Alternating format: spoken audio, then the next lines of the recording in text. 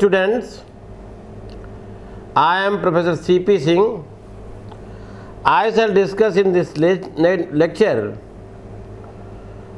Doctrine of Restitution, प्रत्यास्थापन का सिद्धांत।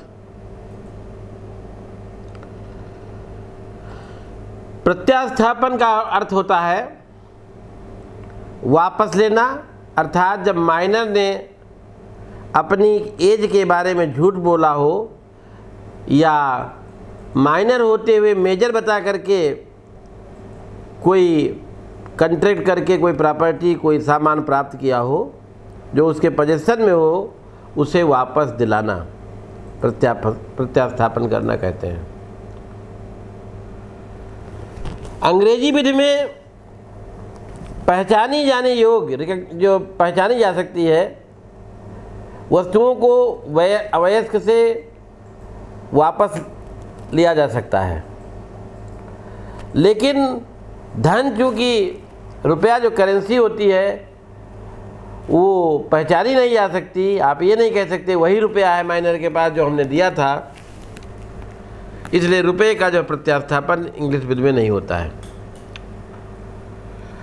Restitution का मतलब होता है act of restoring back to rightful owner that which has been taken away or lost. Thus, doctrine of restitution implies that when a person obtains property or goods by false representation, minor होते हुए major बता करके, he can be compelled to restore it to the person from who he received it. This doctrine also applies to minors.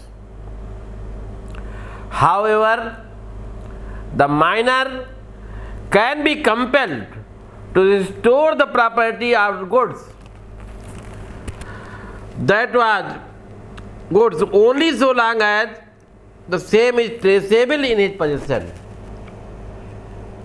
कहने का मतलब है minor ने जहाँ मेजर बता करके कोई एग्रीमेंट किया है, नंबर 2 एग्रीमेंट में उसने कुछ संपत्ति प्राप्त किया है, कोई सामान प्राप्त किया है, और तीसरा है रिस्टोरेशन के लिए कि उसके पास वो चीज़ अभी है, ट्रेसेबल है।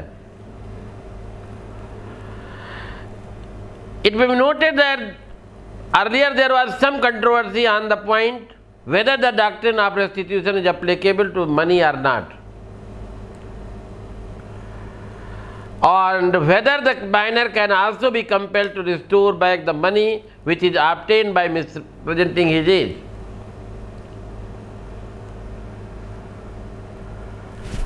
पहले इंग्लिश ला के बता दें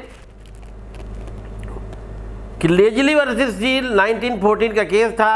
एक माइनर ने अपने मेजर बता करके 200 पाउंड 2 बार उधार लिया था।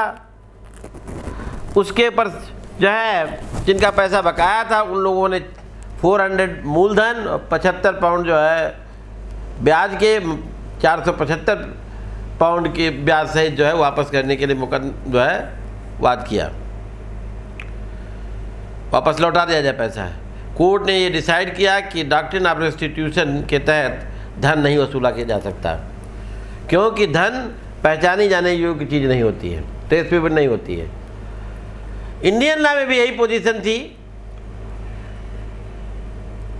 खान को मोहरी बीबी के केस में भी बात उठी थी, प्रीवी काउंसिल ने अलाउ नहीं किया था, लेकिन जो है 1928 में लाहौर हाई कोर्ट के सामने एक केस आया, खानगुल वर्सेस लाखा सिंह, AIR 1928। इसमें भी एक माइनर ने मेजर बता करके 17,500 रुपया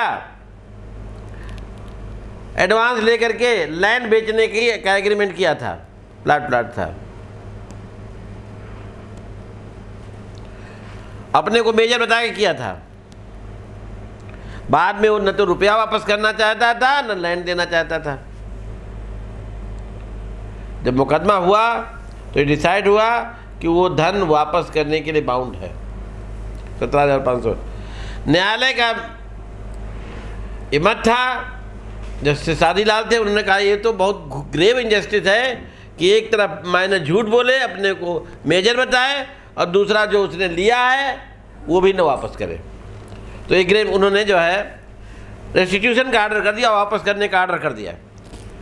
चूँकि लाहौर हाई कोर्ट का केस था, एक हाई कोर्ट का डिसीजन दूसरे हाई कोर्ट के लिए केवल परसुएसिव होता है, बाइंडिंग नहीं होता है। 1937 में अयोध्या प्रसाद चंदन लाल का वाद आया इलाहाबाद हाई कोर्ट के सामने। उसमें कोर्ट ने कहा कि हम लाहौर हाई कोर्ट के डिसीजन को नहीं मान सकते, क्योंकि हम रेस्टिट्यूशन के आड़ में माइनर एग्रीमेंट को इफेक्टिव नहीं कर सकते। अयोध्या प्रसाद चंदन लाल के फैक्ट इस तरीके से थे, डिफेंडेंट ने एक माइनर जो 18 से अधिक था लेकिन 21 से कम था, उसने, परंतु उसके लिए अदालती जब गार्जियन अपॉइंट था, डिफेंडेंट अपने को वैस बताकर मकान बंधक रखकर रुपया उधार लिया था। निर्णीत हुआ कि प्रतिवादी दायी नहीं था, क्योंकि प्रत्यास्थापन की आड़ में शून्य संविदा को कोर्ट ने कहा हम जो है इफेक्टिव संविदा में कन्वर्ट नहीं कर सकते।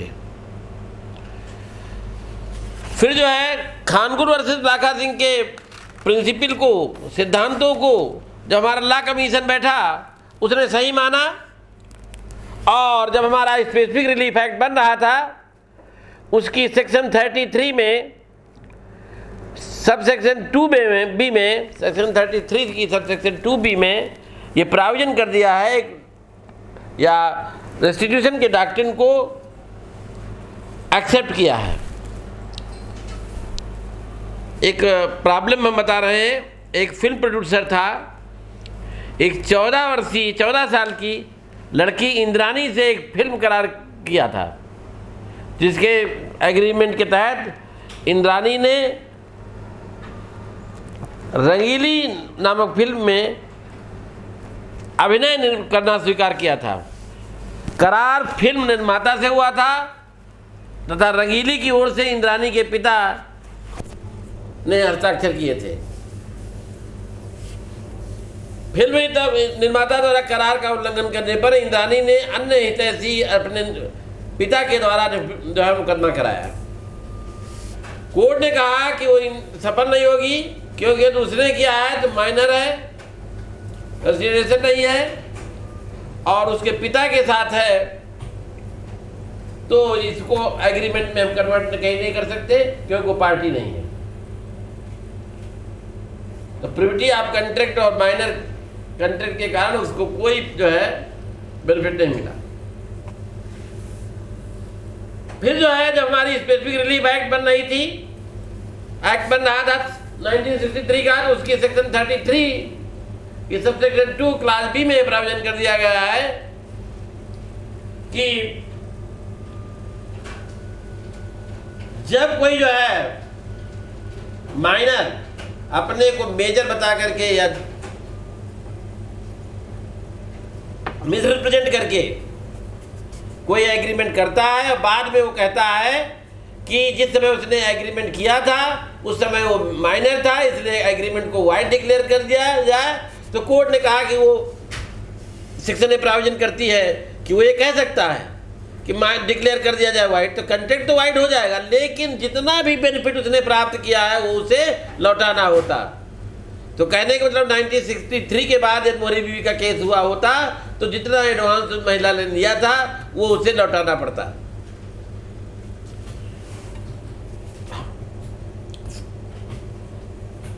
फिर बात आती है कि जो है न्यायमूर्ति ब्यूमांट ने इसी आधार पर ठाकुर दास पुतली या 1924 के बाद में अवैध को बीमा धन पाने की आज्ञा दी और बीमा कंपनी के इस स्तर को स्वीकार करने से इनकार किया कि बीमा करवाने वाला व्यक्ति माइनर था। यहाँ आपको बता दें कि यदि जो है माइनर की कोई लायबिलिटी नहीं, कोई बेनिफिट प्राप्त का बेनिफिशियल एग्रीमेंट है, तो माइनर के इंस्टांस पर वो कंट्रैक्ट वैलिड होता है, अदरवाइज नहीं, उसके इंस्टांस पर नहीं। जो मैरिज कंट्रैक्ट है वो मेजर के जो अवैध के लिए माइनर बेनिफिशियल माने जाते हैं, तो कहने का मतलब है विवाह की संविदा में माइनर अन्य पक्षकारों के विरुद्ध संविदा कर सकता है, प्रवर्तित करा सकता है, लेकिन दूसरे पक्षकार माइनर के अगेंस्ट प्रवर्तित नहीं करा सकते। तुलसीराम मरोठी वर्सेस रूपचंद्र लक्ष्मण निनावे AIR 1926 के केस में वादी ने अपनी पुत्री की शादी प्रतिवादी रूपचंद्र के बेटे लक्ष्मण के साथ तय की थी। सगाई की तिथि पर लड़की अवैध थी, परंतु जिस तिथि को शादी होनी थी उस तिथि को वो वयस्क हो गई थी। प्रतिवादी ने विवाह की संविदा भंग कर दी, पक्षकारों ने विवाह अन्यत्र कर दिया। सगाई घर विवाह के लिए मैरिज हॉल बुक करने और कराने, कार्ड छपवाने आदि में जो खर्च हुआ था वो उसकी क्षतिपूर्ति के लिए दायी वादी ने वाद किया। निर्णित हुआ कि वादी संविदा भंग के लिए वाद ला सकता था। तो कहने का मतलब ये है कि जो डॉक्ट्रिन ऑफ रेस्टिट्यूशन है 1963 में स्पेसिफिक रिलीफ एक्ट पास होने के साथ सेक्शन 33 सबसेक्शन 2B में ये अधिकार रखता है कि यदि माइनर जो है मेजर बता करके कोई एग्रीमेंट करता है तो उसने जो बेनिफिट प्राप्त किया है उस कंट्रैक्ट से उसको एक पैसा देना नहीं होगा और लौटाना होगा। जो कुछ भी प्राप्त हुआ है वो उसे लौटाना होगा। Thank you very much.